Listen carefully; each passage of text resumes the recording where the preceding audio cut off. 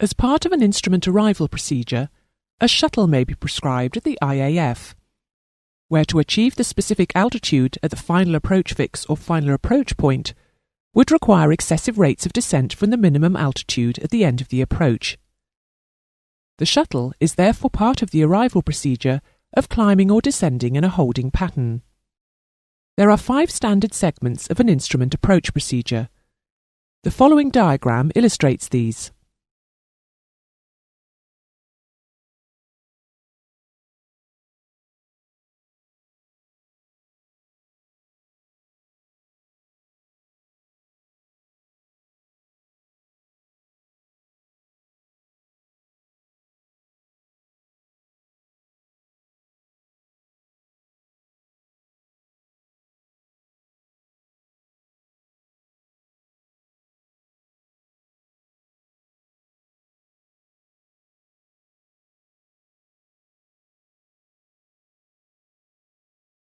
Arrival routes are published where necessary, or where an operational advantage is obtained. The route will normally end at the IAF. Omnidirectional or sector arrivals can be provided, taking into account minimum sector altitudes.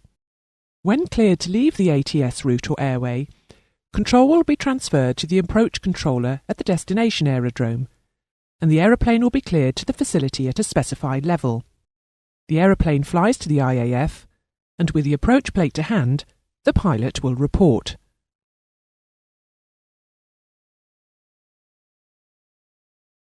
In the initial approach segment, the aeroplane has left the en route structure and is manoeuvring to enter the intermediate approach segment. The aeroplane approach, speed and configuration will depend on the distance from the aerodrome and descent required. Normal track guidance is provided along the initial approach segment to the IF, with a maximum intercept angle of 90 degrees for a precision approach and 120 degrees for a non-precision approach. If a course reversal is required, it is usually accomplished during this segment. There will be no intermediate fix as such, but the aircraft will be considered to be on an intermediate approach when it has completed the reversal manoeuvre and is inbound to the final approach fix or point.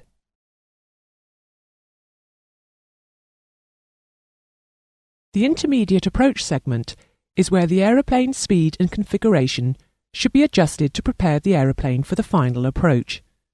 For this reason, the descent gradient is kept as low as possible, and the obstacle clearance requirement reduces from 984 feet to 492 feet in the primary area, reducing to 0 at the outer edges of the secondary area.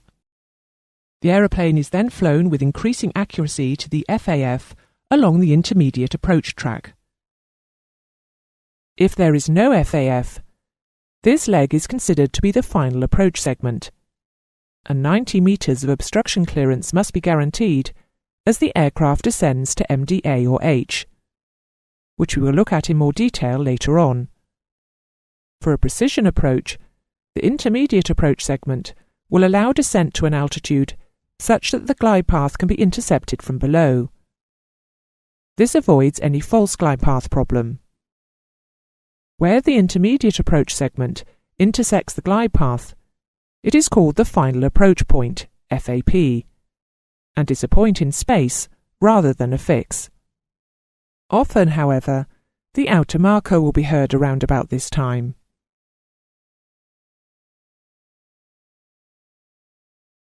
This is the segment in which alignment and descent for landing are made. A final approach may be made to any runway for a straight-in approach and landing, or to an aerodrome for a visual manoeuvre. Don't forget that 2 types of approach can be made, the non-precision approach and the precision approach. The non-precision approach with final approach fix has a segment that begins at a facility or fix, the FAF, and ends at the missed approach point, MAPT. The FAF is positioned on the final approach track at a distance that permits configuration and descent from the intermediate height to the MDA or H for a straight-in landing or circling. The optimum distance of the FAF from the threshold is 5 nautical miles, the maximum distance being 10 nautical miles. the FAF is crossed at or above the specified altitude and the descent initiated. A step-down fix may be incorporated, in which case 2 OCA or H values will be published. For a VOR or DME approach, several types of fixes may be depicted, each with its own crossing altitude. The non-precision approach without final approach fix exists when an aerodrome is served by just a single facility located on or near the aerodrome and has no other suitable facility designed to form an FAF. A procedure is designed where the facility is both the IAF and the MAPT. The procedure will include a minimum altitude or height for a reversal procedure or a racetrack. In the absence of an FAF, descent to MDA or H is made once the aeroplane is established inbound on the final approach track. Descent to MDA or H may be made immediately, if there is no step down.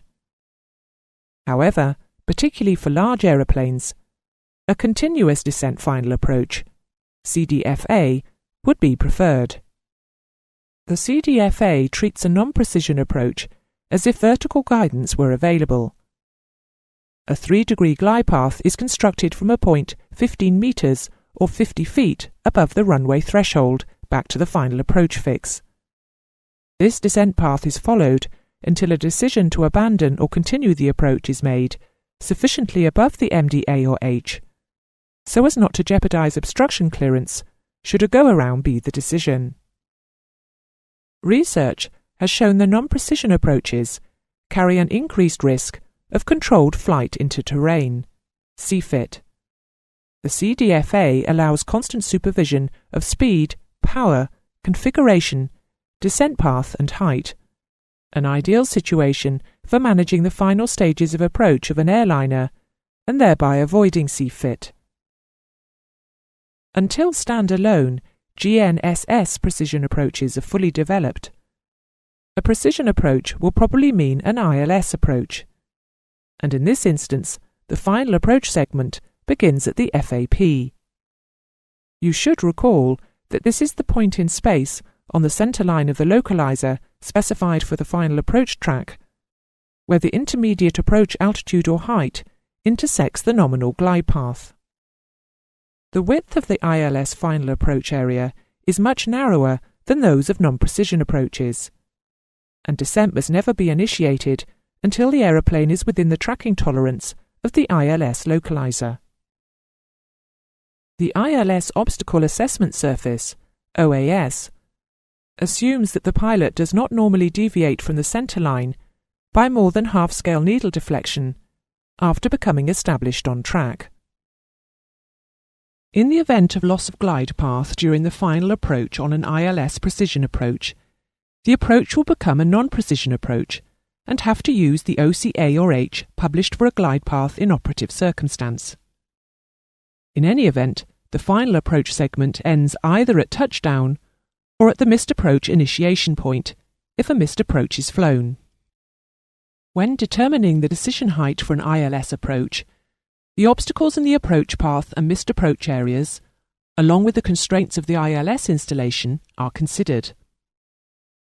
The calculated OCA or H is the height of the highest approach obstacle, or equivalent missed approach obstacle, plus an aeroplane category related allowance. The OCA or H is published on the plate for the categories of aeroplane for which the approach procedure is designed. The values assume the following as standard.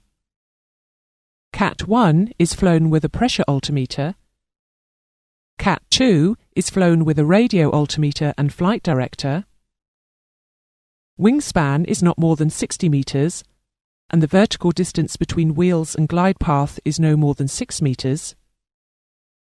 Missed approach climb gradient is 2.5%, and the glide path angle is a minimum of 2.5%, has an optimum of 3%, and a maximum of 3.5%.